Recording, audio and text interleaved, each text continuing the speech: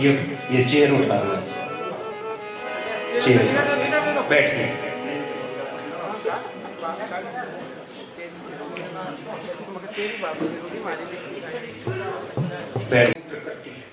इस ब्रह्मांड में जो आपकी सोच है, अभी आपकी, मैं ब्रह्म ज्ञानियों की बात नहीं कर रहा, जिसने तत्व से परमात्मा को जान लिया वो प्रकृति से परे है। जड़ और चेतन,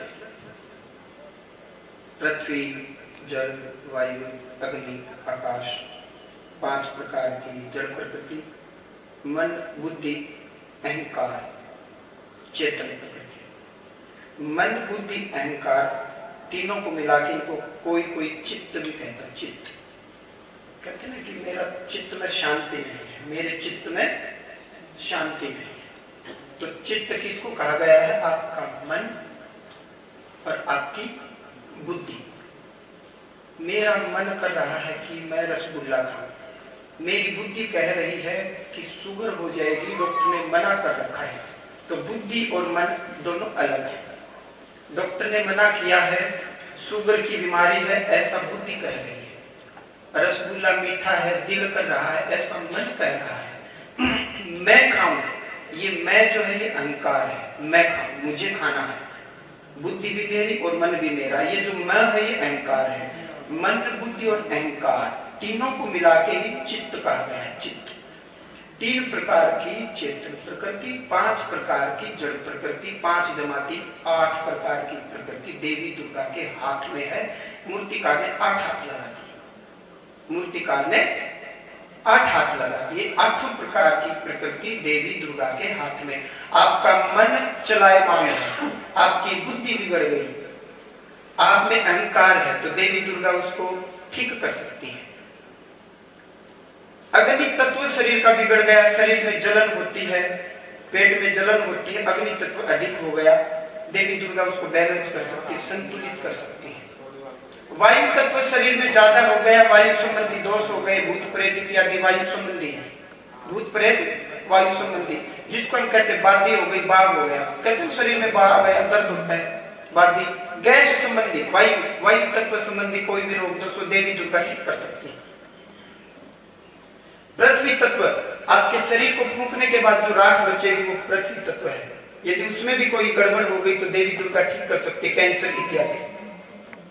8 प्रकार की प्रकृति देवी दुर्गा ठीक कर सकती हैं। प्रकृति 8 प्रकार की, तो मूर्तिकार ने कैसी मूर्ति बना दी, एक महिला को बैठा दिया, 8 हाथ लगा दी, हो गई अष्टधा प्रकृति, 8 प्रकार की प्रकृति।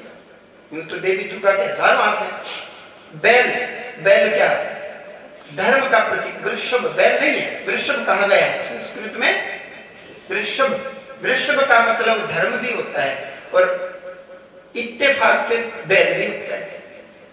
ओक्स है, ओक्स इंग्लिश में ओक्स, बैल। वृषभ बुल, बुल। तो वृषभ का मतलब धर्म। शिव जी धर्म के ऊपर बैठे हैं, भगवान शंकर धर्म के ऊपर बैठे हैं, आप बैल ना कहिए। पर मूर्तिकार को यदि वृषभ दिखाना है तो उसने बैल दिखा दिया, तो वास्तव में बैल धर्म का प्रतीक चिन्ह है। चिन्ह प्रतीक के रूप में लो आप इसको, प्रतीक के रूप में। तो भगवान शिव जी धर्म के ऊपर बैठे हैं। धर्मराज से ऊपर कौन है? भगवान शिव जी। अब आई समझ में। आगे से कोई आपसे पूछे फिर तुम्हारे तो देवी देवता भी पशुओं पर बैठे ना, ना पशु नहीं, वो तो चिन्ह है, वो चिन्ह है, उसका प्रतीक सिंबल के रूप में। जब मैं उनकी धर्म का चित्र बनाइए, बताओ आप क्या चित्र बनाओगे, आप बताओ। आप वही चित्र बनाओगे जो आपकी बुद्धि में आएगा। तो कहने का मतलब है भगवान शिव जी धर्म पर बैठे हैं, तो वृषभ का धर्म मान लीजिए बस। पर अब धर्म का चित्र क्या बनाओगे आप?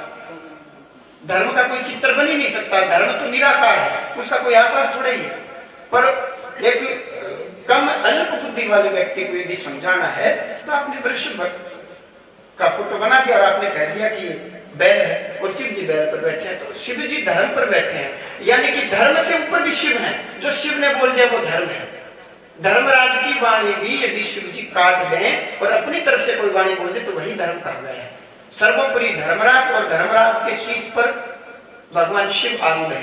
तो परमात्मा शिव धर्म पर सवार है, आप गए ना कहीं।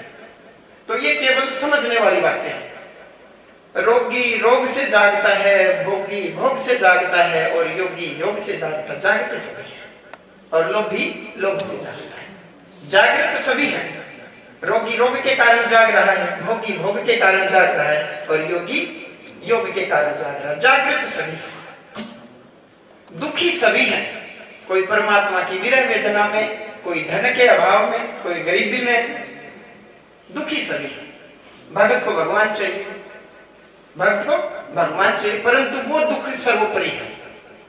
जाग सभी रहे हैं। कौन सी जागृत अवस्था शुद्ध कही गई है? योगी की। योगी जागता है, जागता तो भोगी भी है। कह देगा कि धर्मराज के अदालत में जी जितने घंटे ये जागा उतने घंटे मैं भी जागा, और भोगी भी कह देगा जी 10 घंटे ये जागा 10 घंटे मैं जागा, परंतु सर्वोपरि कौन सा? योगी है। तो इसलिए हमें सदैव जागना चाहिए, परमात्मा का नाम लेना चाहिए। मास्टर जी आ रहे वो कैसे वाला बैठा रहे, मैं कहूँ जब दे दिए एक दो प्रश्न स्लो स्लो कर लूँ, छोटू बेटा जो तारी लड़ाई ना हो जाए ना मेरे लिए सारे कुछ बहुत अब